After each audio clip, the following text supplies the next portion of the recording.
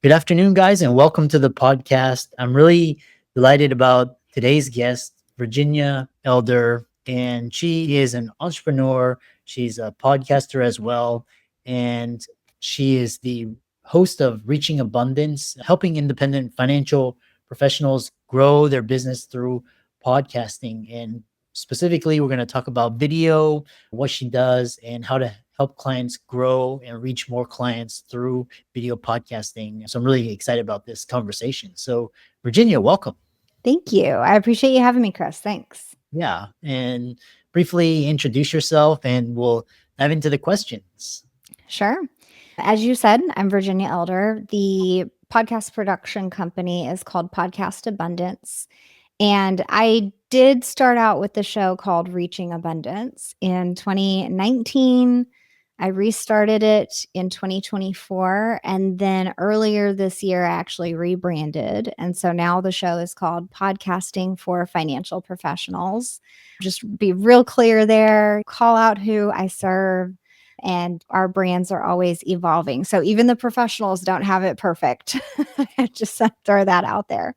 But yeah, we've been editing and managing video first shows since 2019. And as you can tell, I love the financial niche.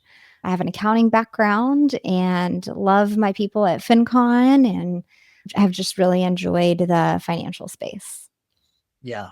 I know you and me, we talked about the FinCon space and a lot of influencers, creators, the PodFest space, and we'll dive into it. You're a successful host, and you've also done a lot of the background work for a lot of shows. What do people come to you for? Is it through your podcast, or is it to help with editing, growing their podcast? What do they hire you to do?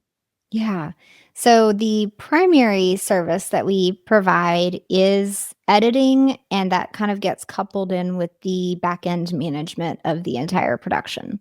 Whether or not they want to do video, if they're not going to do a video show, I don't turn them away. I like audio as well. That's like the beginnings of the podcast space. But yeah, whether they need help with audio or video, and then we're able to take on a lot of the reels and shorts and social media needs. SEO is my favorite acronym. Anything having to do with podcasting with a purpose to attract clients, that is where I like to hang out. I have lots of conversations with clients about, who are you attracting? What language you're using? What are you offering? Do they want to book a call or is that scary? Maybe you should offer them something else.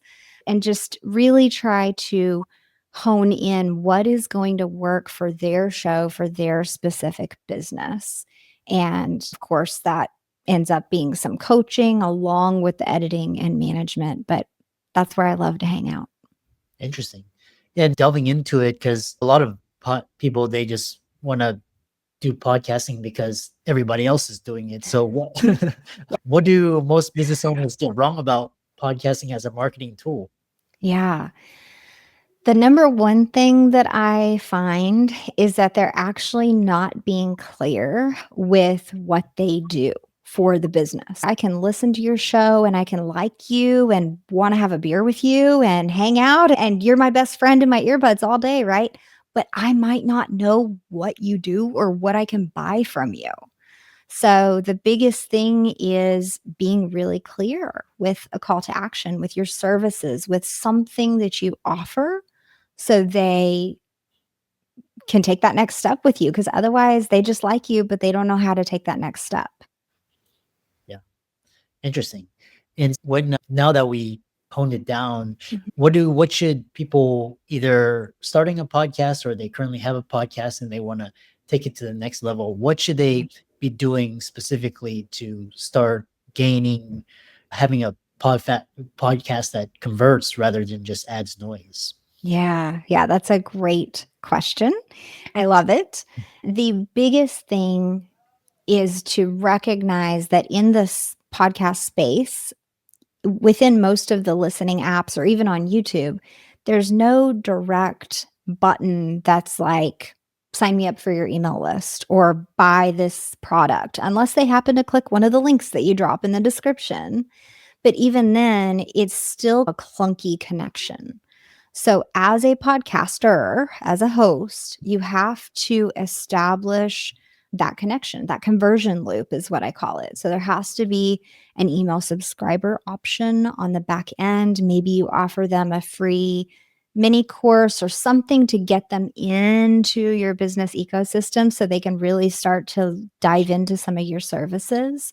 And again, to be clear with that call to action, I want there to be a call to action in every single episode. It should be in your intro, in the outro, at least. Maybe you are just this natural conversationalist and you can work your freebie into any conversation. That's amazing. Most people can't do that. So, even as a business owner, I encourage you to sponsor, quote unquote, here your own show. So run a commercial by you, for your business in your show so that it's really clear. Oh, I just heard Chris and he was having this great conversation. And then here's him talking about how I can join his group. Okay, great. Now I know what to do. And so it's that clear action step that they are looking for. And that's how you start to really create traction in converting listeners to clients. Interesting. So then the next question I have for you is, now that we've gotten crystal clear about that call to action and kind of your niche as well, talk about just in the terms of how do you get discovered? Where do clients go? Is it podcast SEO? Is it chat GPT? Is it social media? How do you help clients expand their reach and get found? Yeah. So the entire marketing space is increasingly often a pay to play space. For a really long time, we've gotten lucky with social media, with podcasting, with YouTube, and you can and have been able to grow a channel without paying for ads. We're starting to get to a point where there are so many, like you said earlier, there's so much noise that SEO is super, super important if you want to show up in people's search results, whether it's in a podcast app, whether it's in a Google search, whether it's in a YouTube search. The words that you use and the phrases that you use in your titles and especially in that first paragraph of your episode's description are really important. Don't clutter the front of your episode name with like episode number, blah, blah, blah, summer mini series, this, and then we finally get to what the heck your episode's about. Put that key phrase up front in your episode description and in the title. Make it really clear what those episodes are about and how they help that person. Because when people are searching, they are looking for a specific solution. So create episodes that provide solutions and then title them really well. Yes, post on social media. Try to not just say, hey, new episode, listen to my new thing. Nobody's going to click on that. But if you can summarize your episode in a way that makes it enticing, that's, oh, I want to hear about that. That's that way to draw people in. And the biggest thing is what we're doing right now, guesting on other people's episodes. That is still the number one way to reach new audiences. Chris, I don't think your people know me. They will after this episode. So it's like that. And same thing when I have you on my show, my people are going to get to know you. So it's still the number one, what I call like inner podcast networking. So that is how you grow a channel or a show. It's that collaboration piece. It's super important. Interesting. Yeah, looking back, I think the last election was won through podcasting and just going on like Joe Rogan and being. Yeah. So the other question I get for quite often is people that haven't started or they're in their early journey. They have these things like, oh, I gotta get 1 million followers like Mr. Beast, or I gotta be Joe Rogan. Yes. Oh my Like, goodness. That's what you think, right? You think I'm not successful unless I reach these numbers because we are so exposed to these big creators. It's normalized now that, oh, I need to be like so and so. Actually, what real people, real potential clients are looking for is who you actually are, and you not trying to impersonate some famous personality. They don't want you like screaming into the microphone, being crazy energetic, and that's not really even who you are. They're looking for that authenticity. And I know that's a buzzword that people get tired of, but truly being yourself. If you're weird, great. Be weird. They are attracted to you because that's just you. I know that I pause lengthily in between thoughts and sentences. That is not something that I can train myself out of. I've been trying for years and it doesn't work. That's just who I am because that's me thinking about what I'm going to say next. I happen to be thoughtful about the words that I use and how I use them. So if that's you, do that. Like just be yourself. They're looking for that real person that they feel like they can connect with, right? Again, like I said earlier, if I like you enough that I think I want to hang out with you, it's even more likely that I would do business with you. Interesting. Yeah, no, really, a follow-up question, because you and me were talking backstage and we were talking about video, and should people that are like, they haven't started a podcast or they're audio only, how important is video? Yeah, so that is a tumultuous question right now. We've seen this influx of video in the podcasting space. We've seen lots of podcast platforms make wild adjustments to be able to accept video. And then on the back end, what we're seeing is fragmented stats. You've got your YouTube subscribers, you've got your Spotify followers, then you've got your people on Apple and all of the other, and you're just like, they all measure subscribers and followers and listeners and downloads all different ways. It is a mess. Honestly, it is a mess. So I want to encourage people to step back and be like, is my face being on video and them seeing me and my facial expressions and my personality, is that important for my brand? Will that allow those people to connect with me better? If the answer is yes, then you want to integrate video into whatever content you're creating. If not, then voice has been proven to be a very connective tool. There's not really like a wrong answer there. If you're not comfortable being on video or you feel like you want to take like lessons before you get on video, that's fine. Do what you can do that provides the least amount of barrier. Because when you look at the big shows, like all the creators that we know their names, they have millions of followers, they're big hotshots in the industry. Look how long they've been creating content. It is like 10 years that they've been working on this time and time again, week after week, without missing sometimes. So the sooner you get started in the best way that you can is better. And you can add layers of complexity later, because trust me, adding video is a massive layer of complexity. Yeah. You're laughing because It's like you gotta, and it's, I mean, it's really because you talked about the importance of podcasting and then video. The other question I have for you is, how important are short form videos these days? shorts are what everybody is doing when they're waiting for their doctor's visit or stuck in traffic even. Like you can look over in the cars next to you when you're at a stoplight and they are scrolling. They're on TikTok or shorts or something. Even the kids these days are in YouTube shorts constantly. So just for the awareness piece at all, right? Just basic, even if it doesn't convert to subscribers or website visits, whatever metric you want to track that's important to your brand, but just to exist on some of these feeds, that's so important these days. For some people, if they hear your name, Google your brand, and or even go into whatever, let's say TikTok is their favorite thing, and they go into TikTok and they search for you and you're not there, you don't have a legitimate business. That's what they think now. That's like the trend of the way that people view businesses and business owners.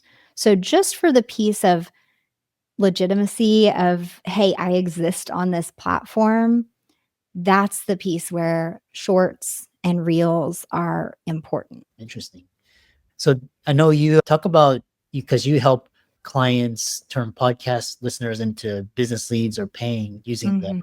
What is it? And tell the audience more about it so they can reach out to you and connect with you. Yeah, thank you. Thank you so much. Yeah, CRAFT is an acronym that I came up with just to help structure the things that you want to do within your podcast. So, some of the primary pieces that are often missed include the items in this acronym. So C is for content. So your content's got to be interesting. You've got to focus in on niche topics. And like I said earlier, you've got to provide solutions that people are looking for. If you are a financial advisor and people have questions about what the max contribution is for an IRA this year, maybe do an episode about that, right? It seems basic. It's totally something that people can Google, but you are the one providing that solution. So they are going to start trusting you. And you just continue to create answers to their questions in the form of podcast episodes. So that's C, that's content.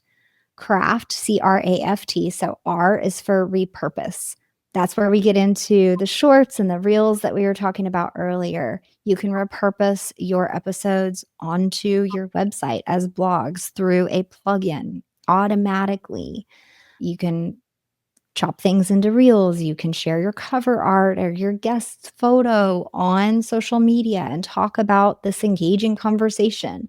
You want to repurpose on any platforms that you feel are important for your brand.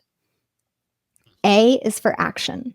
So that's where we go back to what I said earlier about having a call to action in every episode, maybe 2 to 3 times in that episode. It doesn't have to be salesy or begging for people to join your email list. No, keep it simple. Do something like this where I'm speaking about my expertise and I'm going to offer you a free download to be able to follow this craft framework in your own show. So it does not have to be salesy, but make sure you're asking for conversion in every episode. The F is for feature. That's where we get into what we were talking about earlier with guesting being like the best way to network within the podcast space and get exposure to other audiences. So, interviews, having experts on, pulling even clips, like even if you didn't interview the person, but there's a clip that's been published and you can pull it down and then speak about what was said in that clip. That's a great way to still feature experts on your show, but not have to interview them. Lots of creativity can happen there. And then track. Track is the final thing. That's where I want you to really take record of your metrics, of the pieces that are important to you.